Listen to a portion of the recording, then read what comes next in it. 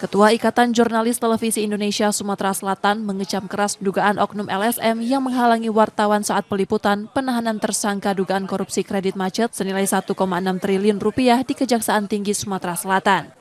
Menurut Ketua IJTI Sumsel, upaya menghalangi kerja jurnalistik mencederai demokrasi dan kemerdekaan pers karena jurnalis bekerja dilindungi Undang-Undang Pers Nomor 40 Tahun 1999.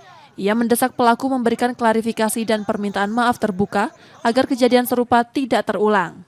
Rekan-rekan media ini memiliki dasar undang-undang ya, Undang-Undang Pers Nomor 40 Tahun 1999. Nah, di sini di mana di situ tertuang media tidak dapat dihalang-halangi atau diintimidasi dan berupa lainnya karena bisa menjadi ancaman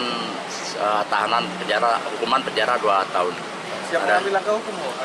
Ya, kita akan berkoordinasi dengan pihak hukum terkait ini, apakah ini ada unsur pidananya atau tidak, dan juga akan berkoordinasi dengan Dewan Pers.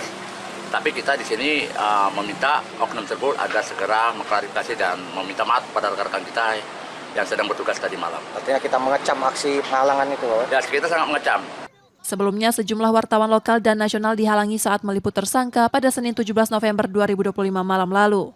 Wartawan bahkan tidak diberi kesempatan mengambil gambar tersangka yang sudah berada dalam mobil tahanan.